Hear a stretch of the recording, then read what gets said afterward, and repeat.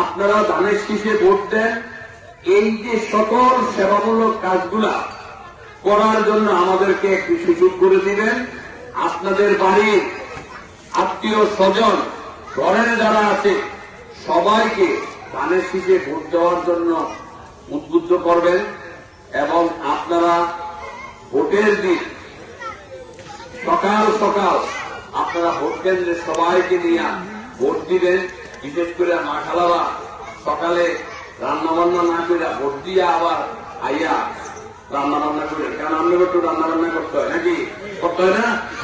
তবে সকালবেলা যদি ভোটটা দিতে না পায় তাইলে ওই সরকার ঘাড়ায় থাকে নামাজের সময় যখন সরকার তারা থাকে যে নামাজটা হতে দেরি করায় না, আবার দেখা যায় যে ও আত্মশেষ হয়ে গেছে, তাহলে তো আর নামাজটা ভরা হইল না। ঠিক আছে, কায়দা করে কায়দাও ভরা হয় না, এটি সব সরকারই করে। ভোটটা আপনারা সকাল সকাল হয়ে দিয়ে দিবেন।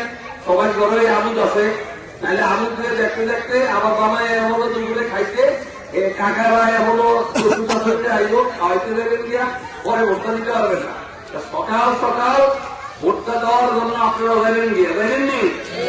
হাইমচর এবং নীলকমলের যারা নেতৃবৃন্দ আছে সব সময় চাঁদপুরে তারা যেত, জেল জুলুম মামলা হামলা সবকিছুতে তারা অগ্রণী ভূমিকা পালন করেছে এবং 2024 সালের 5ই আগস্ট এই অত্যাচারী শেখ হাসিনা কারণ এই দেশ থেকে বিতাড়িত হয়েছে এবং আমরা জাতীয়তাবাদী দল মরহুমা বেগম খালেদা জিয়া এবং তারেক রহমানের নেতৃত্বে আমরা 16-17 বছর যাবৎ শুধু একটি তত্ত্বাবধায়ক সরকার এবং নিরপেক্ষ সরকার এবং একটি নিরপেক্ষ ইলেকশন কমিশনের আন্ডারে যেন ইলেকশনটা সুষ্ঠুভাবে পরিচালিত হয়, শুধু সেটার জন্য আমরা আন্দোলন করেছি।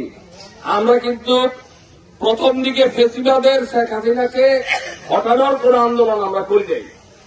পরবর্তীতে আস্তে আস্তে আমরা এক দফায় 2024-এ গিয়ে শেখ হাসিনাকে পদত্যাগে বাধ্য করার জন্য আন্দোলন করেছি এবং আমাদের সাথে আপনারা সকলেই জনগণ সারা বাংলাদেশে যোগ দিয়েছেন এবং আমরা সেটা রেজাল্ট পেয়েছি। সেই নির্বাচনটা আগামী 12ই ফেব্রুয়ারি